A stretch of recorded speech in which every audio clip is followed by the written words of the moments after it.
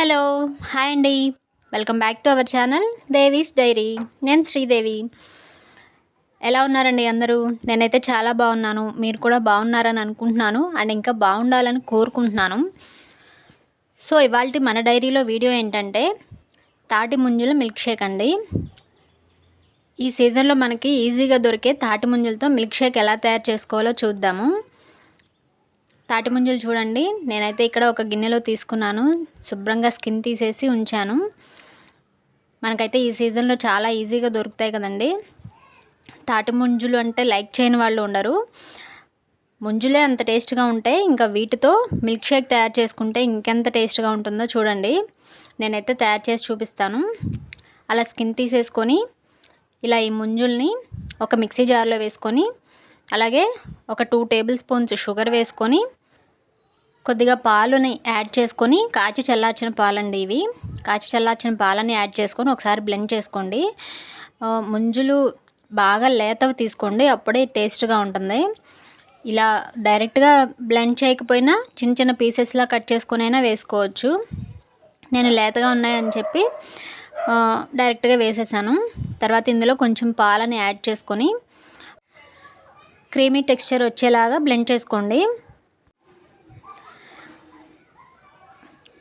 చూడండి, బ్లెండ్ చేస్తే క్రీమ్ ఎంత వైట్గా ఉందో, చందమామలాగా చాలా బాగుంది కదా. అయితే ఇప్పుడు దీన్ని ఒక సర్వింగ్ గ్లాస్ తీసుకొని ఆ గ్లాస్లో హాఫ్ వరకు ఈ క్రీమ్ యాడ్ చేసుకోండి. మిల్క్ షేక్ అయితే చాలా టేస్టీగా ఉంటుందండి అండ్ పిల్లలకి చలవ చేస్తుంది కూడా. పిల్లలకు కూడా బాగా నచ్చుతుంది. ఒకసారి డెఫినెట్గా ట్రై చేయండి. చూడండి, ఇలా గ్లాస్లో హాఫ్ వరకు వేసుకోండి, సరిపోతుంది. నేను తీసుకున్న ముంజుల క్వాంటిటీకి మినిమం 5-6 గ్లాసెస్ మిల్క్ షేక్ వస్తుందండి. మరీ చిక్కగా ఉన్నా కూడా మిల్క్ షేక్ బాగుండదు కదా. సో అందుకని గ్లాస్కి హాఫ్ వరకు ఈ క్రీమ్ తీసుకోండి చాలు. తర్వాత గ్లాస్ నిండా మిల్క్ యాడ్ చేసుకోవడమే. ఇది టేస్ట్ ఎలా ఉంటుందంటే, మనం సేమియా సగ్గుబియ్యం కాసుకుంటాం కదా, సేమ్ అలానే ఉంటుంది. కాకపోతే ఈ ముంజుల పీసెస్ ఎలా ఉంటాయంటే, మనం కటోరా తింటుంటే ఎట్లా ఉంటాయి, సుగంధి కటోరా తినేటప్పుడు మనం కటోరా తగులుతుంది కదా అక్కడక్కడ, అలా తగులుతాయి అన్నమాట. చాలా టేస్టీగా ఉంటుంది. ఇప్పుడైతే ఇందులో పాలను యాడ్ చేసాం కదా, కాచి చల్లార్చిన పాలండి ఇవి.